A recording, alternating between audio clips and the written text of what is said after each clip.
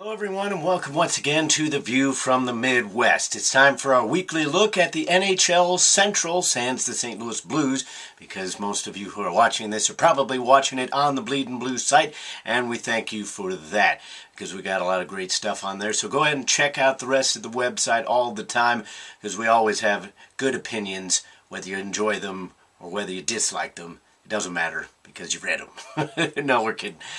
Just go ahead and check out the rest of the site. But let's go ahead and get started. We'll start with the Dallas Stars. The Stars went 1-2 during the week, and they had a couple of bad losses during that week as well. They lost to Montreal 4-3 back on Tuesday, beat Chicago with kind of a comeback victory by a big-time score of 5-2. Now that was at home, and then they turned around and, as we all know, lost to the St. Louis Blues in overtime 5-4 on Saturday. And obviously the Blues should have won in regulation, but that's a whole different topic. I could do an entire video on why they are not necessarily winning those late games. But ultimately St. Louis got it. Dallas got a point out of it, so the two teams are tied atop the division right now. And that's important for Dallas because despite their poor week, they do remain tied atop the division. And I'm confused about something that Bernie Federko said in the post-game show for the St. Louis Blues, because he said that Dallas has a better ROW, but looking at the standings, the team records are exactly the same, so I'm not necessarily sure what the tiebreaker would be in that situation. But as of right now, the standings do list the Dallas Stars as the higher team. How that's figured out, it takes smarter people than necessarily myself to do. Moving on, let's look at the Blackhawks. They only played 2 games and lost them both. They were both on the road. They did play against the Blues and lost in a shootout, which gave them a 3-2 loss, but they did pick up a point. And then the aforementioned 5-2 loss against Dallas.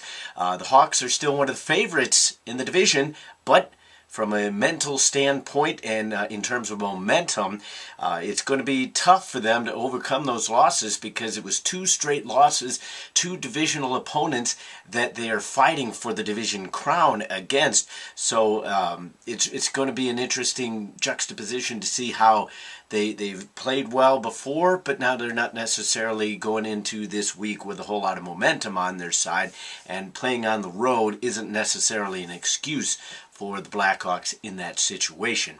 Now we move on to the Nashville Predators, who also had a disappointing week, going 1-2. They won at Winnipeg 4-2, which, I'm sorry, big deal.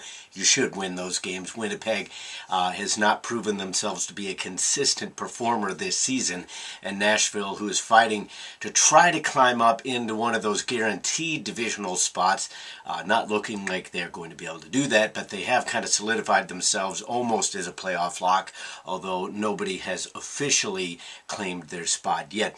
The Predators did turn around and lose the next 2 games, as I mentioned, going 1-2 this week.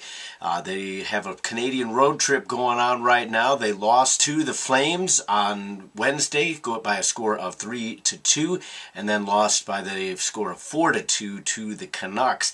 Luckily for the Predators, they've got a chance to go .500 on their Canadian road trip with a game against Edmonton this week.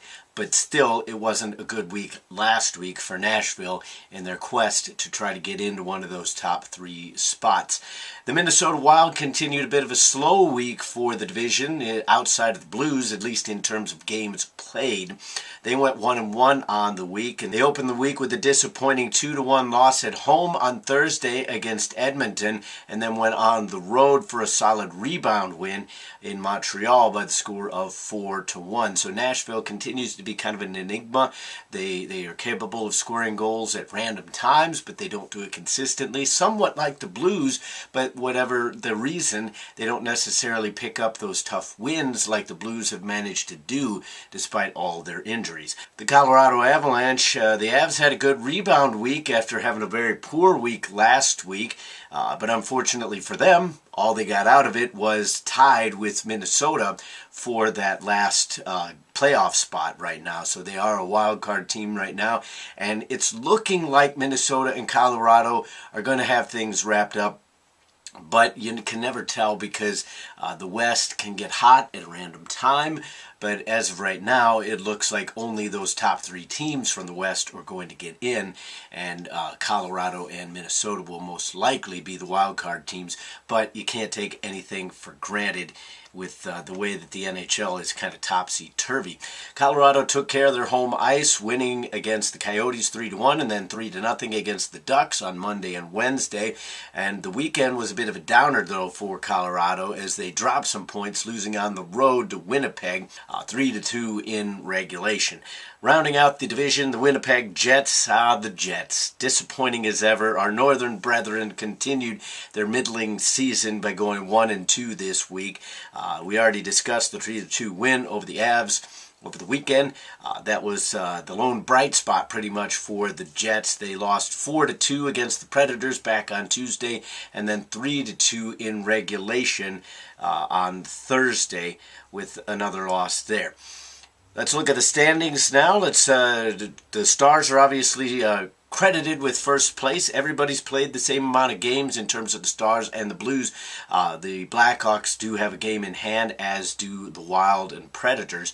The Avalanche have played 70. The Jets have only played 68, but ultimately they don't really come into the equation. So the Stars have a 41-20-9 record for 91 points. Exact same record for the St. Louis Blues, as they are tied atop the division. Chicago is behind each of those 2 teams with 2 points back, 88. They have a record of 41-22-6. The Predators are 34-22-13 with 81 points on the year. 74 points for both the Avalanche and the Wild. The Wild are currently 32-27-10, and 35-31-4 are the Avalanche. Winnipeg bringing up the bottom at 28-35-5. Coming up this week, outside of the Wild playing the Blackhawks on Sunday, there's really not any important divisional games coming up, so there's a lot of points to be had without necessarily fearing dropping points to somebody who is very close to you. So it's really going to be interesting to see how things turn out next week. Be sure to tune in to bleedandblue.com right at this spot. I will have my weekly recap for you coming up next week. But that'll wrap it up for this edition of The View from the Midwest. Comment, rate, and subscribe. Love to know what your thoughts are on what's going on in the division. So let's keep the conversation rolling. But until the next time, I'll see you then.